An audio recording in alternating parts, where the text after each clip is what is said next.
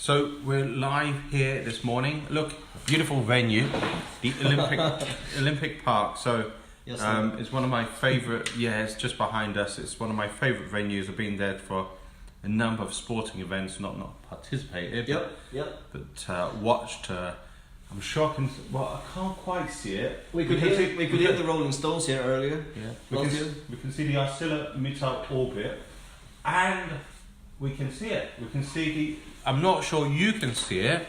Aquatics and the Olympic Velodrome. So, yeah, that's right. And also the Aquatic Centre as well. So the Aquatic Centre, which I'm a big fan of. I love the Aquatic Centre. I haven't been there for the last month or so, but I need to get back into that. So I'm with Fredrik. So this is not a tour of the Olympic Park or anything, but you can see I love doing videos at the Olympic Park. It's a really nice place. It's one of the most underrated locations in London still, Queen Elizabeth Olympic Park. I've lived here for the last 6 years or 7 years. So I moved in, I think, June 2012, the month before the Olympics. So I don't want to leave the area, but I may have to because I'm still looking for somewhere to live permanently. And to be fair, it may mean moving out of this amazing area. And I just was walking here today, and it's changed as well. I know this is more about Fredrik, but rather than the East End of London and specifically the Olympic Park and around, but even just walking around this morning near the bus station, you can see things are changing as well. Yeah, it's growing fast and it's changing, and the Olympics really changed the whole face of this part of London, and it's still evolving. Yeah, definitely. I have to admit, I don't live that far from it, but I do notice a difference when you're bang in Stratford rather than where I am, which is near the Olympic Park, but it's just on the fringes of Stratford. So I can see how it's really changed this area. The high street's changed, and literally just the road layout, and they're doing things really to.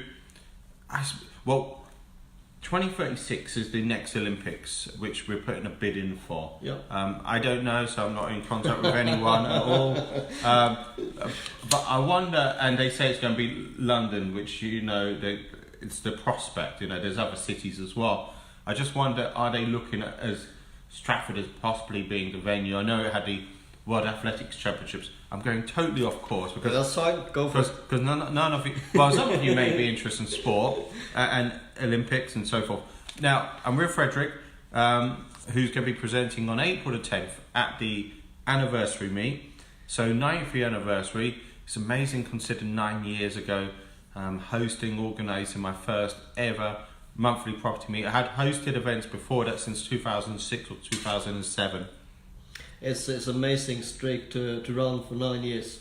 Yeah, and look, one thing which has really helped is the co-host as well. So Nicholas doesn't get much of a mention. He's not like Fredrik on podcasts and books out. I wish Nicholas would. That would make it easier.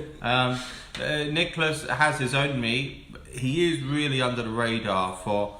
I don't think he's ever been featured in Property Investor News magazine or YPN. Things like that. However, he's one of the reasons why I'm still able to run that Wandsworth meet. So I've got the Central London Wandsworth meet. I have reshaped my meets this year. It's great to have sponsors who really make a huge difference as well. I'm just going to move the camera back slightly. So Crowd with Us are one of my monthly sponsors. Connection Ronald Fletcher Baker as well. Ronald Fletcher Baker Solicitors. Connections a property tool. Software geared, I would say, for HMOs, service accommodation.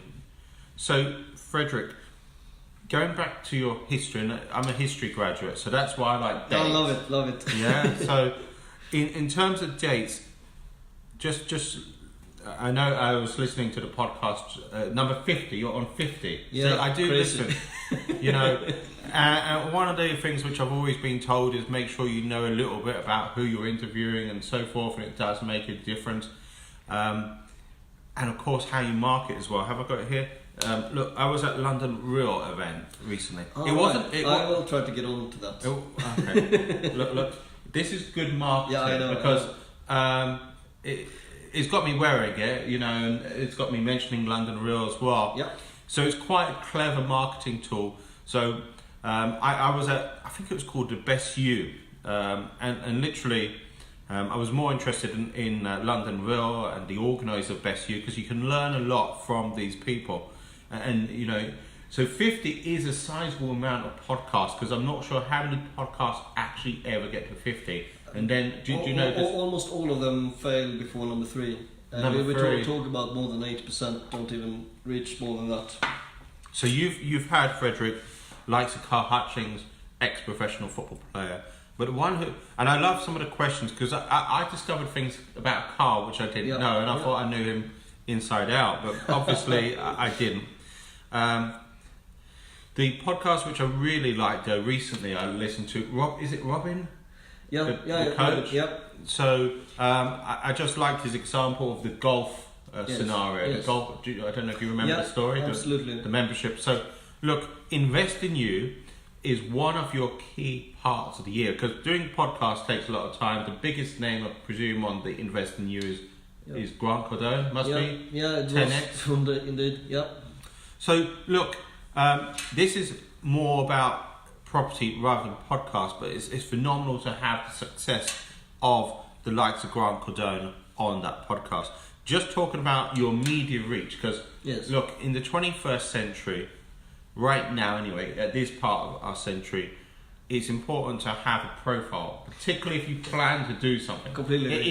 If you're not planning to do something, if you're planning to just invest in the background and invest in platforms like Crowd of Us, then that's fantastic.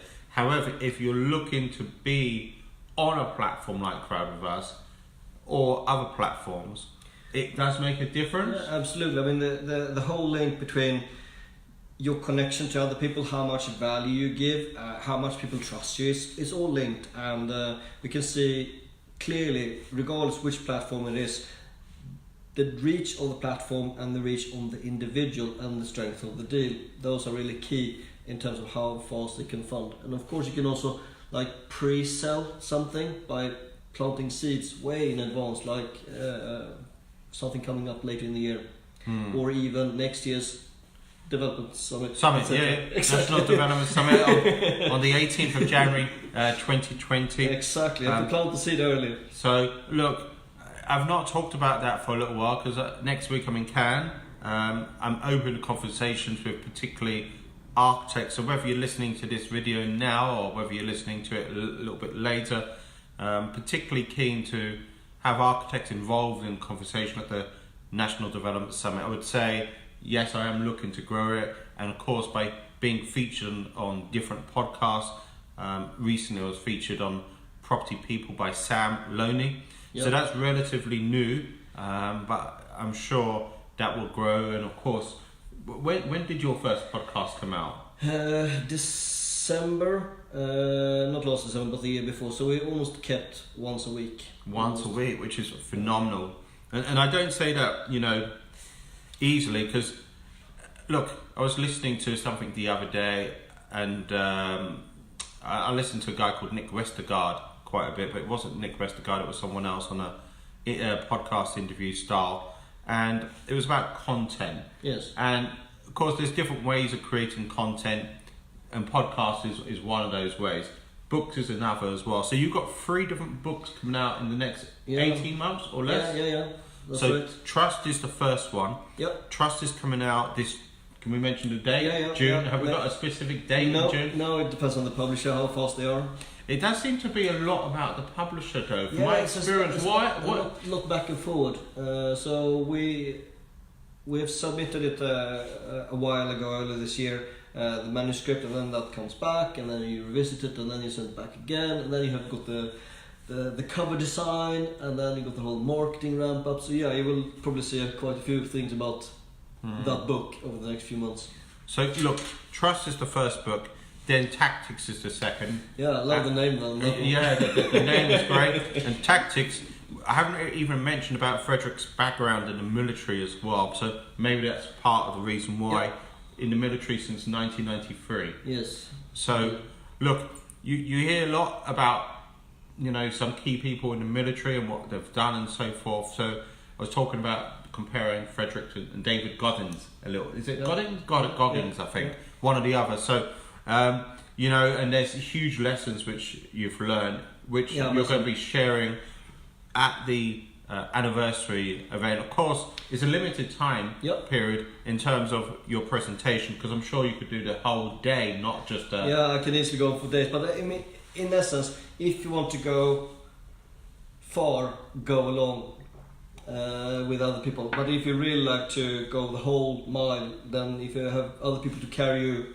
on as partners, which will be really the theme of the presentation, it made a massive difference for me to partner up with my brother, with the likes of this young chap over here. Young, I like that. That's good to say young. No, I wish I was young now. In this case, partnerships is if you see your customers and suppliers and your friends as partners, then that changes your mindset, how you treat people. So look, but we're going to the property, but you can see I'm passionate about podcasts, because one thing I'd like to do, and it hasn't been done yet, is have an event which is geared towards podcasters in property.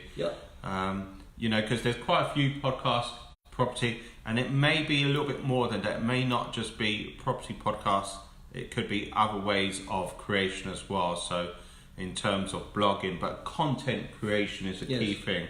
That event's not been created yet, but you know, and it's a popular format, a little bit tricky to mastermind, but when you have got the great interaction of like your events and you combine with a podcast, you actually got recording of the podcast as the event, and the audience responding with questions and so on. It's really great if you get the audio levels right. Who's your main influence in podcasting? Is it? I would really say the absolutely strongest one in the UK is absolutely Rob Moore. I think he's gone so far. I remember when we were early days in our mastermind and property journey here. He had a couple of hundred buy-to-lets. We had a couple of HMOs. And since then, he's now got a following more than 2 million people across the world. Just using mainly the podcast being the thing that exploded it. And we see even like artists and actors also getting onto the podcast team. It's a nice. That's interesting, because I have to admit I listen to Rob Moore quite a bit. I listen to American, I listen to New Zealand, Australian. So you know, not all of them on property by any stretch. I listen to health, fitness, business, marketing. In fact, I'm going to an event, I don't know if I can mention it, I haven't pre-scripted it, but I know, Fredrik, you were involved with Expert Empires in... Look, I'm not an affiliate yet, they haven't made me an affiliate anyway. Same here, I was presenting last year. But I'm back there again, or back there for the first time, in fact, at the end of March, because got Neil Patel. I don't know if you've heard of Neil Patel. Oh, really? So he's the marketing school. So look, so the keys of podcasting, books, what other ways have you raised your profile? I would absolutely say presenting. I've been presenting all over the world, linked to sales, negotiation, team leadership, but in the UK mainly the last few years around property and different aspects of that. Okay. So in terms of property, Fredrik's journey began in '97. So I was just 20 years old at the time I was working out. So land. Yes. So did you say 700 or 7,000 hectares, something like that? 300 hectares. Roughly. 300 hectares. So this was... That's like a couple of... Olympic halves? Yeah, absolutely. So, and then you really ramped it up, and look, it's interesting, there's a lot of people, I'm not an affiliate of Simon whatsoever, but a lot of people seem to have benefited by being involved in one way or another with Simon and Simon Succi and what he's done. So that really made a difference. Yeah, absolutely. I mean, rewind even further. I wanted to do property education properly to grow faster, and because of having read the Rich Dad Poor Dad way back, I did the trading through previous Tigrant in the UK. I liked the content, but I didn't like the way they were selling. But luckily, they did mention about a meetup, just like yours. In this case, they mentioned the pin, and that helped me through the network with events just like yours to meet other people and to get further educated across different systems, and then partnering up with people and making the best out of it and enjoying the journey. So partnering up, and in a way partnering up now with Crowd with Us as well. Yeah. So where do you see crowdfunding going? Because just a little bit of a plug for an event I've got on the 28th of March. One of the beauties of crowdfunding, it's interesting, Brad Lazarus said it, I think he wrote on Facebook, I'm pretty sure it was Facebook. He said the beauty of crowdfunding is that you can be involved in deals yet still working full time. Exactly. So look, there's lots of advantages, I'm sure, of being away from work, you know. And 2014 was the key turning point for you in that sense, that you actually said you're going to be your own boss from this point onwards. Was it? How decisive was it? Was it as decisive as that? I really didn't want to leave, and the reason for that is I really like my job. So well, I heard the income levels the other day. I thought, wow, that's quite significant. So to run away from that kind of salary and options and shares in a very strong company, and just jump ship, that was not my preferred plan, but I was prepared to do it. So I even had my letter of resignation with me, and I negotiated with my boss and said, I really like to go part-time, and guess what he said? Consulting partner, London, part-time. Am I right? No. Yeah. Exactly. And then I said, really like to go part-time again, because my family's moved to Sweden, and I said no again, and then I said I quit. That was very empowering. So it wasn't completely a key for you to move, or initially you didn't see the vision of you moving completely, you saw yourself being there part-time, but yes. So 2014 to right now, 2018 is a key day, being involved in Crowd with Us. So look, just to go back, 28th of March, crowdfunding investor perspective, because you hear a lot about from the developer's perspective. Yes. You don't hear so much from what are investors looking for. You know, it's interesting, I asked Angela and I asked the others, and Angela sent me a brief of what's of interest to her when she's investing in deals. And of course, you know, for some people it may be the one-to-one relationship with who the developer is, although it may be other things as well which they're looking for. So in terms of dates, 2014 to right now, I mentioned about Crowd with Us. What other key events? I would say really to smash a number of milestones that we set up for ourselves to be really hard to reach, but we actually did it in a much shorter time than we had planned. So the first one, in the first year we planned, me and my brother Fredrik Sandvall, to reach 2.5 million in assets we will buy. So we've always been more keen in the early days to focus more on the asset hoarding than just, also of course with strong cash flow of the assets, but we always like accumulating. So you've been seeing so many developers, how many of them actually keep what they are building? Extremely few. So far in the UK we haven't sold anything.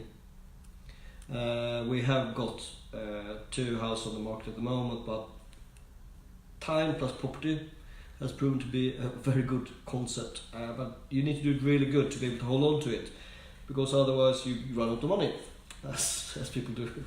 So Fredrik, 10th of April, people get an opportunity to hear you. But partnerships in property, a way to invest, or I'm trying to read my own writing.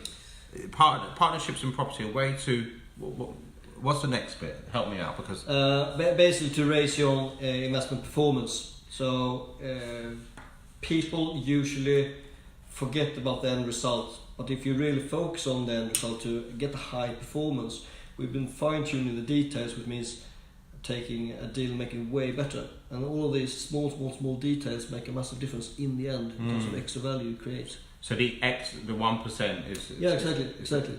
Yes. So I think it's something like the compound effect, is it? Yeah, absolutely. So look, we briefly mentioned one of your favourite books, Rich Dad Poor Dad. Yep. Another of your favourite books is Trust. That's come out in June. Yeah, exactly, yeah. So look, how can people find out more about you? Is the easiest way just to tune into your podcast? Yeah, podcast is really easy. I also share various things on social media, often linked to content. If you just get the spelling right, which you can see on this video, then you can find lots of stuff about me, everything from blogs to videos. I've been featured on lots of other media and podcasts because I like to help. Look, I'm going to assume, and sometimes when you assume you get it wrong, was Grant your most popular podcast? Or you don't want I don't know. I honestly don't know. No, I don't think so. Oh, really? But the episodes, because people search on iTunes and similar platforms, and that one has an evergreen effect, obviously, so people keep finding it. But yeah, it's one of them, absolutely. Okay, yeah, because that name, Yep. I think he's had an event in the US recently. Yes. I think it was 30,000 people. Or Yeah, my brother was there. Yeah, they were. Yeah, it was a big event. Big event. So, look, that's it for the moment, because I don't want to keep. I know we're a little bit dark. I know it looks a little bit dark, but behind us it's nice and bright, and that's the future of the Indepth Park as well, where we are. So, thank you, and thank you. Hope to see you in April.